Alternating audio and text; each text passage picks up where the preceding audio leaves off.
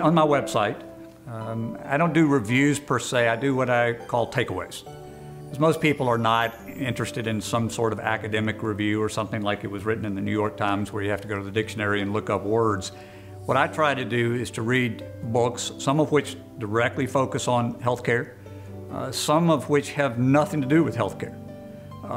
And I'll start with, I'm a firm believer in the person. I've always told my lawyers, who generally are head, they're mind people, that in this business, long-term care, and regrettably it is a business.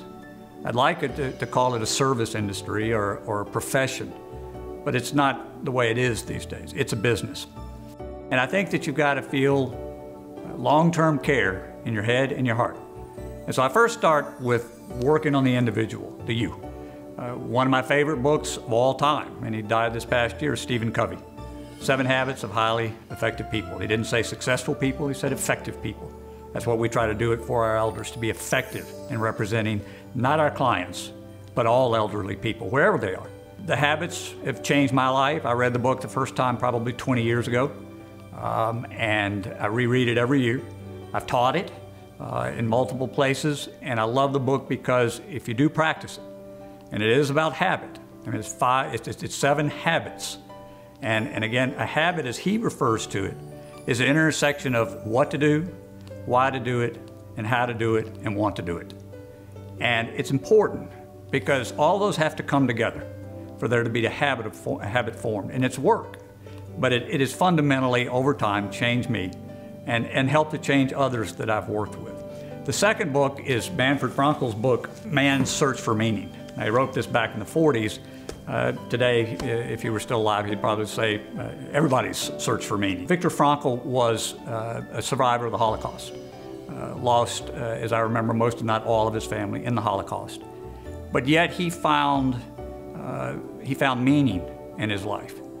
And it really was captured by Friedrich Nietzsche. He said 2 things that always resonated with me, and people have heard it: whatever doesn't kill you makes you stronger. That's Friedrich Nietzsche. The second quote is, if you have the right why, you can put up with any how. And I think that's true. Whenever I talk to caregivers, to administrators, to healthcare associations, I talk to them about their why. It's one of the questions we have in our interview sheets for every person in a facility. Why? Why do you do this? Those answers are so informative, and they have been for me. Throughout different times in my life, my why has changed. I've had some difficult, how's it going? Difficult.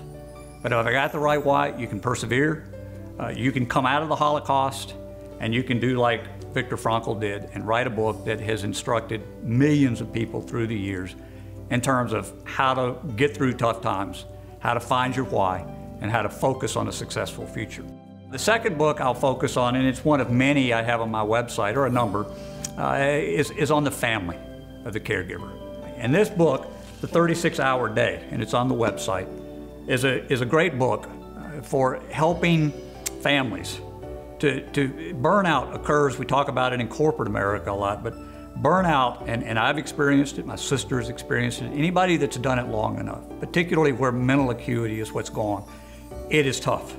It is tough, and it's particularly tough if you're long distance, but it can be even tougher if you're the main caregiver and you're close, and you're dealing, as you've talked about, with making sure they're getting the right care in the facility, but also dealing with the parent that is aging and in the process of dying.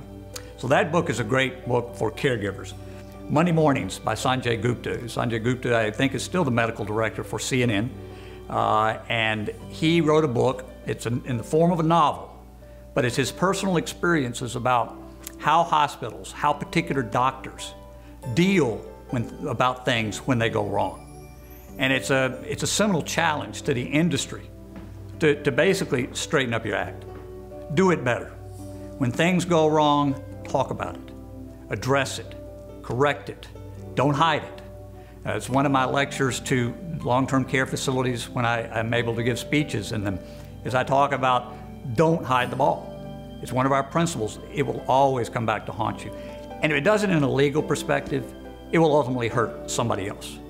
In the facility where the doors fell on my dad, before my dad's accident, in the first 8 months, the facility had only been open 8 months, there had been 16 different incidences involving those doors.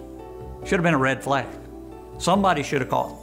Somebody should have gone in and done the investigation that was done after my dad was killed. And that's what Sanjay Gupta is talking about in his book, Monday Morning. Then I've mentioned it several times, The Signal and the Noise by Nate Silver. If I had one takeaway from that is there is so much noise out there. And again, his definition of noise broadly is all the stuff that's just, we used to call it chatter. It's stuff that's not going to lead you in the right direction. It's not going to give you an answer.